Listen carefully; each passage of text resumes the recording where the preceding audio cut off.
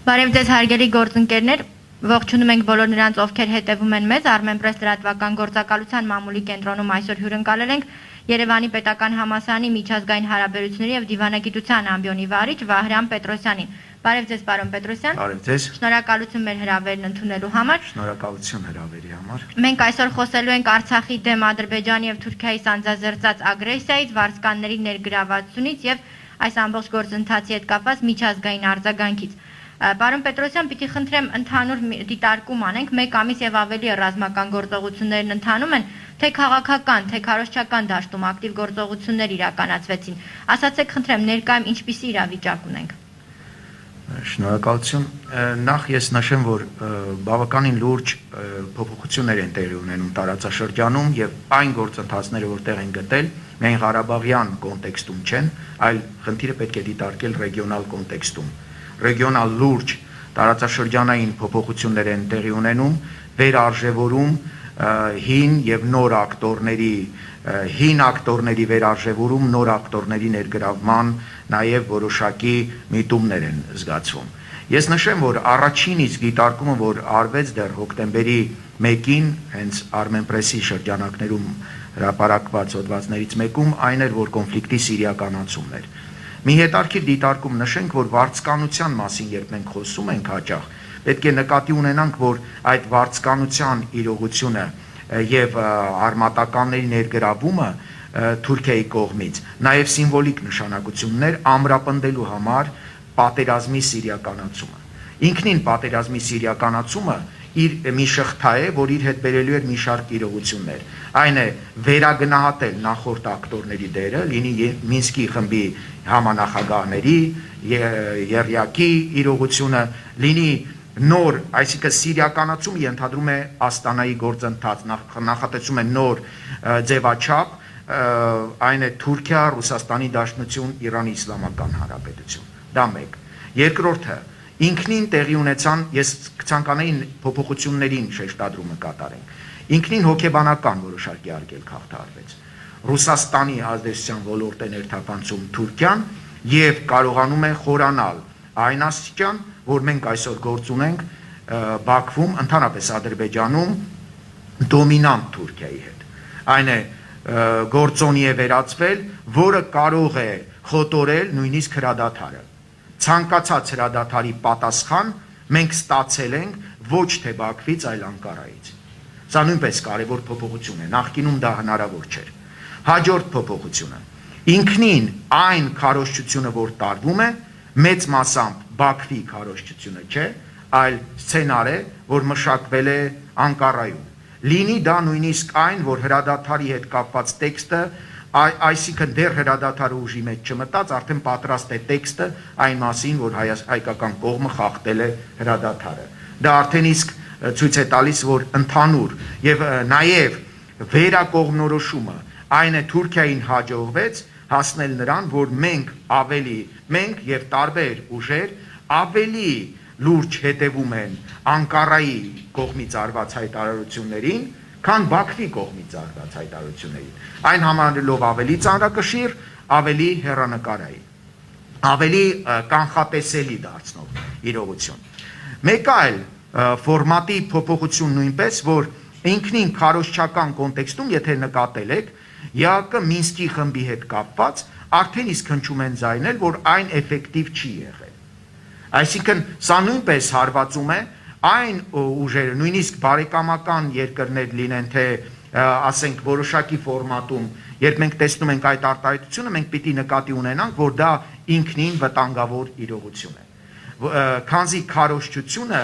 ադրբեջանական եւ թուրքական կողմը տարել է հետեւյալ շրջանակներում։ Առաջինը ցույց տալ, որ իբր հայկական կողմը խախտել է, չի կատարել ՄԱԿ-ի եւ ոչ մի բանաձև, չի իրականացրել։ Սակայն մենք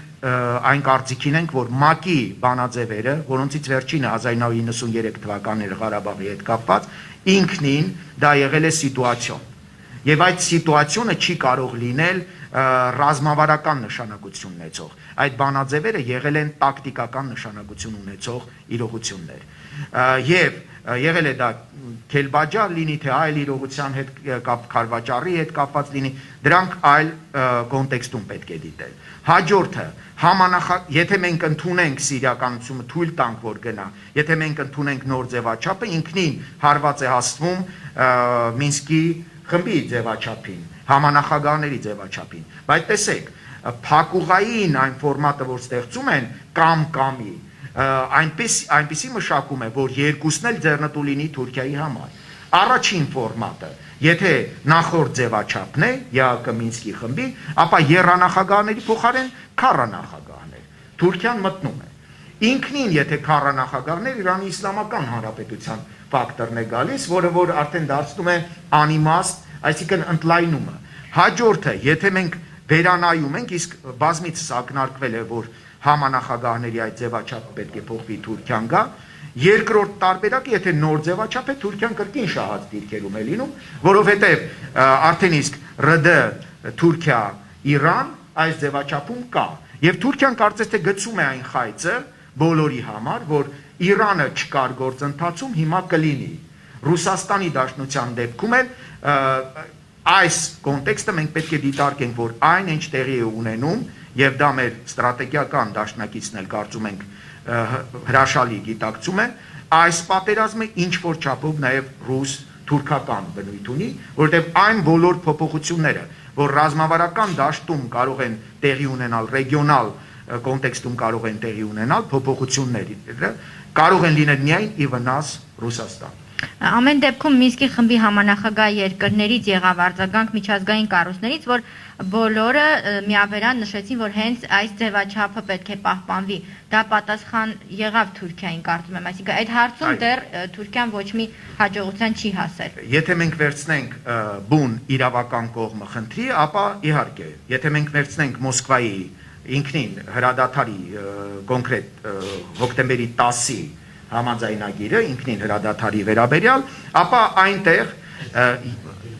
այնտեղ շատ կարևոր էր մի քանի կետի, ասենք, անդրադարձը, որ պատասխանն էր Թուրքիային։ Առաջինը, պրեամբուլան ինքնին հաստատում էր, որ այս համաձայնագիրը, որ ձեռք է բերվել, ինքնին հրադադարի վերաբերյալ արտգործնախարարների միջև ձեռք բերված պայմանավորվածությունը, ինքնին բարձր մակարդակով է նախագահներ եւ վարչապետ, ինչը հնարավորություն չի տալու, որպեսզի հետագայում հրաժարվեն դրանից, բայց հատկապես կարևոր էր երրորդ եւ չորրորդ կետերի իրողությունը եւ Ռուսաստանի կոնտեքստում էր կարևոր, քանզի այն հենց շեշտում էր, որ ձևաչափի փոփոխություն չի լինելու։ Եվ ինքնին Ադրբեջանը արդեն իսկ ստորագրել է, որ ձևաչափի փոփոխությունը չի կարող լինել։ Հետևաբար անչափ բարդացել է փոփոխությունը այս կոնտեքստում։ Սակայն փաստացի դաշտում մենք տեսնում ենք, որ առաջարկություններ այն խորացումը, որ նաև այդ հրադադարը ցանկացած հրադադար, Թուրքիան ցանկացել է ցույց տալ, որ ինքը այսպես թե այնպես կողմ է եւ ցանկանում է, որպեսզի խնդիրը կարգավորեն իր հետ։ Մի կողմից մենք ունենք փաստաթղթային բազան, որի մեջ Թուրքիան չի մտնում եւ չի կարող մտնել, քանի որ կողմերից ոչ միայն պատերազմող կողմ է ըստ էության այսօրվա դրությամբ, բայց նաեւ ապահովում է ապագայում խաղաղապահների նույնիսկ դերի հետ կապված, ինչը լիովին անիմաստ է դարձնում այդ ինստիտուտը խաղաղապահների, եթե Թուրքիան պետք է մասնակցի։ Շատ լավ, մենք խոսեցինք Թուրքիայի ակտիվության մասին, հաշվի առնելով այդ գործոնը, կարող ենք ասել, որ Ալիևը կորցնում է պայմանավորվածության կողմ լինելու ունակությունը եւ այդ պարագայում ինչ ռիսկերի հետ կարող են գործ ունենալ։ Մենք այսօրվա դրությամբ իհարկե ունենք մի խաղ իդեմս Ադրբեջանի, որ ստանում է աջակցություն եւ նշում է դեռ եւ թուրքական կողմն էլ իր հայտարարություններում, լինի դա Չավուշօղլուինը, լինի դա Քալանինը կամ Էրդողանինը, կարծես թե ցանկանում են ցույց տալ, որ դեռ Ադրբեջանը չի դիմել օգնության համար, բայց եթե պետք լինի կաջակցեն եւ այլն, փաստացին ու հայտարարությունները իհարկե իրար հետ չեն համապատասխանում, բայց այո, մենք այսօրվա դրությամբ ունենք վտանգ, որ ինքնին որոշ հարցերի պատասխանները արդեն իսկ մենք կգտնենք ոչ թե Բաքվում, այլ Անկարայում։ Ցավոք այդ իրողությունը կա եւ դա հենց այն է, ինչին ձգտում է Թուրքիան։ Դա հենց այն է, որ մեծ այս ռեգիոնալ խաղում ցանկանում է, որպեսզի խնդիրը տեղափոխվի ռեգիոնալ եւ մեծ երկրների ձևաչափ, այն է ռեգիոնալը Թուրքիան, Իրանի Իսլամական Հանրապետություն եւ Ռուսաստան, այսինքն լինի վերանայվի, իսկ ցանկացած նոր ձևաչափ նշանակում են նոր դերակատարում եւ որոշակի փոփոխություններ, որոնք ցանկանում եմ շեշտել, չեն լինելու հօգուտ Ռուսաստանի Դաշնության։ Իսկ Ադրբեջանի ներսում ինչ ռիսկեր կարող են դա, ինչ ռիսկերի կարող են հանգեցնել։ Ոչ միայն Ադրբեջանում, այլև ողջ ռեգիոնի համար ինքնին վարձկանների այս իրողությունը, իսկ ծայրահեղ իսլամական այս կոնգլոմերատը երբ ներթափանցում է այստեղ, կրկին հաշվարկը այն է, որ միևնույն եւ Ռուսաստանը դա քաջ գիտակցում է, որ վաղ թե ուշ պատերազմը կավարտվի եւ վաղ թե ուշ այս ուժերը, որոշակի հատվածը,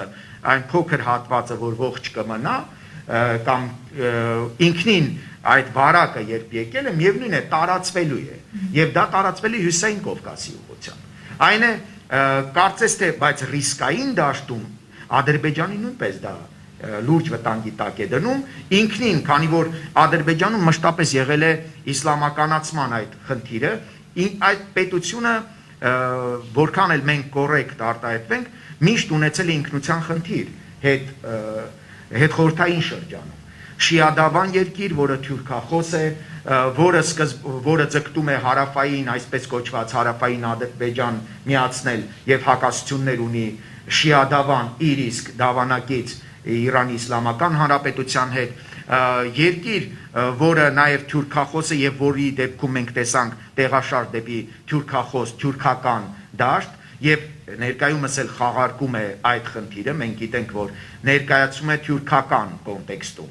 Արդեն իսկ այս դաշտում եւ ավելանում է նաեւ խնդիր, ինչու, որովհետեւ այդ իսլամիստ վարձկաններից շատերը սուննիական ուժերն են ներկայացնում, մեծամասնությունը սուննիական, շիադավան երկրում եւ միևնույն ժամանակ արդեն իսկ այն կրոնական գործոնի ակտիվացումը թույլ տվեք ասել աշխարհիկ Ադրբեջանի համար ինքնին վտանգավոր, անկանխատեսելի հետևանքներ կունենա։ Չեմ ցանկանում նույնիսկ պատկերացնել ինքնին տարածումը նաև Հյուսիսային Կովկասի ուղղությամբ, որը ինքնին անհանգստության մի գոտի կստեղծի։ Մենք դա տեսել ենք աշխարհի տարբեր մասերում, մենք տեսել ենք դա Աֆղանստանի դեպքում, անհավատալի էր, որ Սիրիայի նման պետությունը կհայտնվի, բայց մենք տեսանք, որ այդ գործընթացը եւ բնական է, որ Ադրբեջանը երաշխավորված չէ դրանից, անկախ պատերազմի ընթացքից եւ այլն, դա բերում է նոր, այսպես ասեմ, նոր որակներ, ցավոք բացասական որակներ, որոնք վտանգի տակ կդնեն իրենց իսկ ադրբեջանցիների միանշանակ։ Եւ նաեւ եթե մենք խոսենք ինքնին այս երբ խոսեցինք նրանց քարոզչական, ասենք, դաշտի հետ կապված, նաև մենք տեսնում ենք, որ ինքնին Թուրքիայի համար ի սկզբանե կարևոր է եղել ոչ միայն այդ ուժերի մեծաթիվ լինելը, այլև բուն ներկայությունն է կարևոր եղել։ Քանզի շեշտել, որ այդտեղ կան իսլամիստներ, որ վարձկանության իրողությունը ինքնին պետք է ենթադրի մեր ենթագիտակցության մեջ սիրիականացումը։ Եվ նույնիսկ մատուցման ձևը ես նշեմ թուրքական քարոզչության դեպքում այն նույն հաճախ ժուրնալիստները, նույն օպերատորները նույն ռակուրսով են ներկայացնում իրողությունները Ղարաբաղում, ինչպիսին նրանք ներկայացրել են Սիրիայի դեպքում։ Դա թուրքագետ, արևելագետները կվկայեն, որ հաճախ Սիրիան լուսաբանող ժուրնալիստներն ու օպերատորները նաև կարծես թե ունեն հանձնարարություն լուսաբանել նույն կերպ կամ իրենց իսկ արդեն քիմքին համապատասխան Ղարաբաղյանը։ Այս ռակուրսը իսկ տեսական պատկերները տպավորվող են եւ պատահական կադրեր չեն ընտրվում։ Պատահական նույն լուսաբանումները որ կա։ Ժամանակին կարող էր մի տեղի փոխարեն թուրքմեններ լինեին Սիրիայում, այլ իրողություններ լինել նաեւ որոշակի փոփոխությունները դաշտի, սակայն մատուցման ձևը քարոզչական նույնն է մնացել։ Պարոն Պետրոսյան, միջազգային հանրությանն ուղղված ուղերձում այս ընթացքում մենք կարողացանք կարևոր օղակ դարձնել ու շարունակում ենք դա անել ահաբեկիչների հարցը։ Ինչ հեռանկար եք տեսնում հակաահաբեկչական կոալիցիայի ստեղծման հարցում։ Ինքնին մենք իհարկե չենք կարող, մենք նշել ենք, որ նաև քարոզչության կոնտեքստում, նաև ընկալումների կոնտեքստում կարևոր փոփոխություն էր, որ միջազգային հանրությունը ընդունեց, որ այստեղ արկա է այդ վտանգը, նախ ընդունեց բուն փաստը, այնուհետև ընդունեց նաև, որ այն մեծ վտանգ է ներկայացնում։ Որքան էլ ձգտեց հակառակորդը պնդել, որ իբր հայկական կողմը նույնպես ներգրավում է վարձկաններ, ոչ մի ապացույց չկա եւ չէր կարող լինել այնտեղ, որտեղ չկա այդ ֆենոմենը չկա։ Ներկայիս կոնտեքստում իհարկե մենք կարող ենք նշել, որ ցավոք հաճախ չարտահայտվելով, բայց գործի դեպքում մենք տեսնում ենք, որ որոշակի քայլեր կան։ Ինչ վերաբերում է մեր ստրատեգիական դաշնակցին Ռուսաստանի որոշակի քայլեր։ Ես նկատի ունեմ, որ միջազգային հանրության կողմից կան որոշակի քայլեր եւ ձեռնարկումներ եւ նաեւ կարող ենք փաստել, որ Ռուսաստանի Դաշնության կողմից կոնկրետ քայլեր կան սիրիական դաշտում եւ այն հարվածները, որ հասցվում են որոշակի բազաների, հավաքագրման կետերի եւ այլնի, ուղղված են դրա դեմ։ Բայց կարծում ենք, որ այստեղ անհրաժեշտ է լուրջ միայն Ռուսաստանի, միայն Հայաստանի խնդիրը բարձրացնելով կամ այս խնդրին դեմ արդեմ գնալով, իհարկե մենք արդեն իսկ գիտենք, որ ցավոք անալոգիայով, եթե մենք Սիրիան թողնենք, չսիրիականացնենք խնդիրը, բայց ցանկացած տեղեր, որտեղ հայտնվում են նրանք եւ չեն ստանում ընդհանուր ճակատ չունեն, այդտեղ միշտ վերահսկողությունից դուրս է գալիս։ Եվ ճակատի իմաստով մենք պետք է լրջորեն դատենք Ադրբեջանի կողմից, այսինքն նաև իրավական գնահատականը հստակ տրվի։ Իսկ իրավական կոնտեքստում ոչ միայն այդ ահաբեկիչների, այլև տարբեր, ոչ միայն սիրիական, այլ կոնտեքստից պակիստանցի լինի, թե այլ, դրանք մի կոնգլոմերատ են եւ միջազգային, մի կողմից մենք ունենք վարձկանության իրողությունը, մի կողմից մենք ունենք այդ համալրման փաստը, այսինքն մշտապես այդ ֆենոմենը ցանկանում են այստեղ լինի։ Ադրբեջանը ըստ էության նաև միջազգային ահաբեկչության արդեն պետականորեն հովանավորում է ահաբեկիչներին Թուրքիայի հետ միասին, սա նույնպես որոշակի, այսինքն մենք պետք է դնենք խնդիրներ, ոչ միայն արձանագրենք փաստը, այլև դնենք դրա դատապարտման, դրա իրավական գնահատականի հարցը, ինչը ցավոք այս պայդրությամբ չունենք, որովհետև մտահոգություն հայտնելն ու կոնկրետ փաստերին գնահատական տալը մի փաստարկը մեկի դեմ դա բավարար չէ։ Այսօրվա դրությամբ մեր կողմից որոշակի քայլեր արվում են, նաև որակումներ տալով կոնկրետ որ ուժերն են, ինչպես եւ վերջին շրջանի մեր քայլերը նույնպես դա են վկայում, որ եթե փաստեր եք ուզում, փաստերը կան։ Այսինքն մենք այս ուղղությամբ դեռ մենք այս ուղղությամբ անելիք ունենք, բայց համատեղ իհարկե, նաև որոշակիորեն մենք պետք է միջազգային իրավական փաստաթղթերին համաձայն գործենք, իհարկե կրկնում եմ Ռուսաստանի Դաշնության կողմից, մեր դաշնակցի կողմից արդեն որոշակի քայլեր արվում են այս դաշտում եւ գիտակցումը կա։ Փոփոխությունները, որ տեղ են գտել նաև Դաղստանի ղեկավարության մեջ, նույնպես կարծում ենք դրա արձագանքն էին։ Երբ նոր ղեկավար նշանակվեց, որը որոշակի փորձ ունի նաև այս բնագավառում։ Պարոն Պետրոսյան, կա այն կարմիր գիծը, որը Թուրքիայի կողմից անցնելուց հետո Արևմուտքը կարեկցանքից ու աջակցող հայտարարություններից կանցնի գործնական քայլերի։ Ես մեկ կարևոր ցանկանայի նշել, որ ամեն դեպքում որոշակի փոփոխությունները որ կան, ցավով պիտի արձանագրեմ, բայց լինելով ՆԱՏՕ-ի անդամ եւ հաշվի առնելով ՆԱՏՕ-Ռուսաստանի Դաշնություն հարաբերությունները, Թուրքիայի որոշակի հաջողություններ կարող են լինել նաև իշահ, դիտվել իշահ արևմուտքի։ Այսինքն այս իրողությունը մենք պիտի հասկանանք, մենք կարող ենք լինել ունենալ Ֆրանսիայի հետ օրինակի համար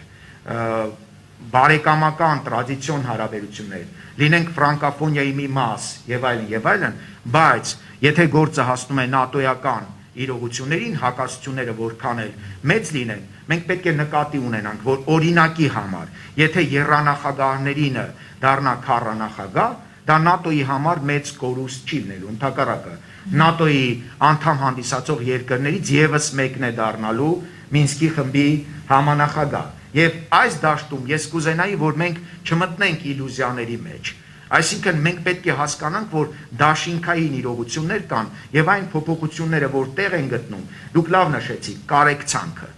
Կարեկցանքը այլ է, երկխոսությունը այլ է եւ բանակցություններն ու աջակցությունը կամ կոնկրետ քայլերը բոլորովին այլ։ Ես կարծում եմ, որ այս փուլում մենք ունենք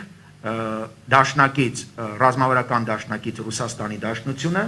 եւ մենք չպիտի մեծ հույսեր կապենք արևմուտքի հետ, ցավոք մի քիչ կատեգորիկ է հնչում, բայց մենք ունենք համագործակցություն, ստրատեգիական համագործակցություն ՆԱՏՕ-ի հետ, մենք ունենք որոշակի երկրների հետ համագործակցություն, բայց դաշնակցային հարաբերություններ, ռազմավարական դաշինքի հարաբերությունները բոլորովին այլ որակ են եւ այս փուլում կարծում եմ, որ խնդրի կարգավորման, եթե չասենք, ապա համենայն դեպս էականորեն տարբեր հարցերի պատասխանները մենք պետք է փնտրենք նաեւ Մոսկվայում։ Եվ տեսնում ենք վերջին օրերին Ֆրանսիայում, Կանադայում, եվրոպական տարբեր երկրների քաղաքներում այսպես հարձակումներ են գործում քաղաքացիների վրա, եկեղեցիներ են այրվում։ Այս միտումը անհանգստացնող չէ, ռիսկային չէ Եվրոպայի համար։ Սա ես կարծում եմ, որ նույնպես մի մեծ սադրանք էր եւ այն իմաստով, որ իրողությունը իհարկե միշտ դատապարտելի կարող է լինել ինձ համար որպես միջազգայնագետի, այլ իհարկե ցանկացած հանրության կրոնական հավատալիքների ոտնահարումը ինքնին դատապարտելի է, բայց այնինչ ձգտում է, ինչին ձգտում է հասնել Թուրքիան,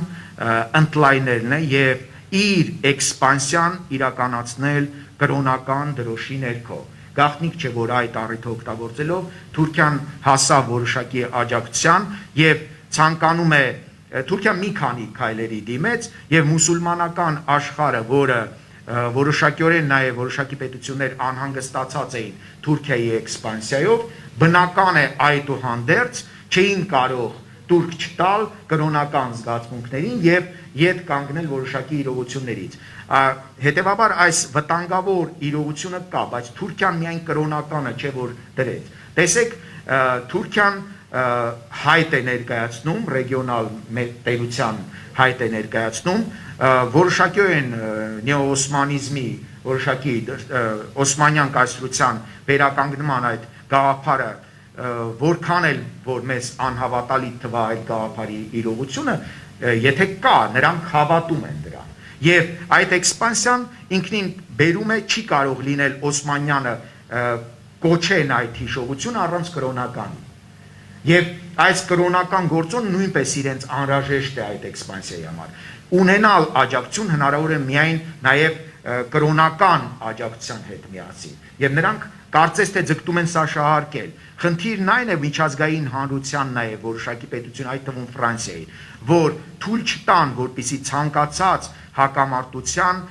հակամարտություն գնա կրոնական դրոշի ներքո։ Այլապես մենք կկանգնենք 1990-ական թվականների սկզբներին արդեն իսկ Հանտինգտոնի քաղաքակրթությունների բախման իրողության վրա, որը կարծես թե մի պահ մոռացվել էր, իսկ ներկայումս ակտուալացվում է, քանզի քաղաքակրթությունները արևմտյան իսլամական աշխարհ եւ այլն եւ այլն։ Մենք նաեւ Ղարաբաղյան հակամարտության կոնտեքստում մշտապես շեշտել ենք, որ կրոնական երանգ տալը վտանգավոր իրողություն է, որտեղ մեզ կարող է թվալ թե մեկուսացած ենք ոչ, այդ ալիքը կարող է ազդել ցանկացած կոնֆլիկտի վրա։ Եվ այդ է իրողությունը նաև Շուշվա մեր այս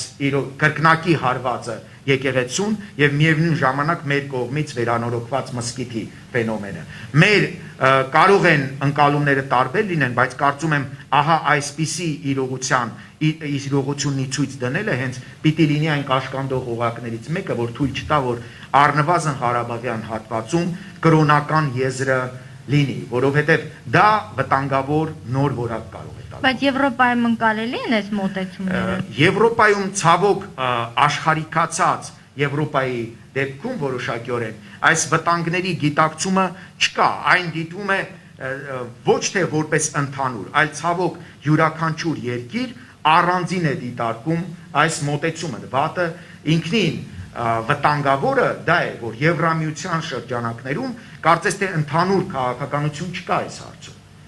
Չկա ընդհանուր քաղաքականություն ոչ կրոնական հարցերում, չկա ընդհանուր քաղաքականություն կարծես թե միգրացիայի հարցերում, չէ որ դա էլ մի իրողություն է, չէ որ Թուրքիան ինքնին դա օգտագործում է որպես լծակ։ Եթե այդպես չեք անում, ապա ես բացում եմ ծորակը եւ միգրացիոն ալիքը գալիս է դեպի ձեզ մոտ։ Իսկ այս ընկալումը կա ենթագիտակցորեն ընկալելով բազմաթիվ իրողություններ հնարավորություն չեն տալիս նախորդ քաղաքական քայլերը, որպեսզի ընդունեն որոշակի սպառնալիքները պարզապես։ Հասկանալով չեն կարող դիմագրել, բայց կրկնում եմ, ընդհանուր քաղաքականությունն է բացակայում։ Եվրամիությունը չունի ընդհանուր քաղաքականություն եւ դա առանձին դարձել է կարծես թե Ֆրանսիայի խնդիրը։ Դարձել է առանձին Գերմանիայի խնդիրը։ Եվ այլն, կախված թե որտեղից են իր ներգաղթյալները կամ որտեղից ինչ ակունքներ ունեն։ Ցավոք նույնիսկ միգրացիոն, օրինակ մենք նշեցինք միգրացիոնը, որոշ երկրների դեպքում ազգությունը չի նշվում, այլ երկրի ծագումն է նշվում։ Եվ բազմաթիվ տվյալների պակաս նույնպես կա այստեղ, որ ներգաղթյալների մասին այդ երկրները չունեն բավարար ինֆորմացիա։ Պարզապես ծագման երկիրը։ Մնացյալը թողնված է որոշակիորեն NGO-ների մակարդակի։ Բայց կցանկանայի շեշտել երկու իրողություն։ Առաջինը Ղարաբաղյան խնդիրը դա ինքնորոշման խնդիր է եւ կրոնական երանգները այստեղ պետք է բացառվեն, իսկ ալիքը գալու վտանգը կա։ Երկրորդը Եվրամիությունը պետք է թերևս ունենա ընդհանուր քաղաքականություն այս հարցում եւ դա չլինի Ֆրանսիայի խնդիրը։ Այլապես այդ հզոր ալիքը Թուրքիան պատահական քայլեր չի անում։ Տեսեք, ես ամփոփելու կարգով ուղղակի ասեմ, Հունաստանի հետ կա խնդիր, բայց Հունաստանին ցույց է տալիս նաև այլ իր քայլերով իր որոշակիորեն որ կանգ չի առնելու։ Եվ Ֆրանսիայի դեպքում նույնպես որոշակի դեպքերում Թուրքիան հետարքիր ձևով լուծում է հայ-թուրքական խնդիրը։ Տեսեք, երբ նա նշում է, որ ինչու չի կարող, հաճախ մենք դիսկուրս անալիզի կոնտեքստում եթե դիտարկենք, տեքստային նաև որոշակի անալիզ անենք, իրենք նշում են Ֆրանսիան չի կարող օբյեկտիվ լինել, որովհետև ճանաչել է հայոց ցեղասպանությունը, որովհետև այսինքն տանում է դաշտը դեպի հայ-թուրքական կոնտեքստ։ Ցեղասպանության ճանաչել է թե ոչ, բայց եթե այդպես է, ապա եռանախագահներից բոլորն էլ ճանաչել են ցեղասպանությունը, այս կամ այն չափով։ ԱՄՆ-ի դեպքում օրենսդիրը ճանաչել է, գործադիրի դեպքում եթե յուրաքանչյուր եւ տարբերությունը թերևս մեսիջային այդ իրողություններին թուրքական պետք է ուշադիր լինել եւ այդ մեսիջներից Էրդողանը հստակ գնում է խորանում է այնտեղ որտեղ իրեն թույլ են տալիս եւ այս դաշտը ուղղակի ես դիտում եմ որ պատե առիթ է պարզապես կրոնական գործոնը ներգրավելու հետ կապ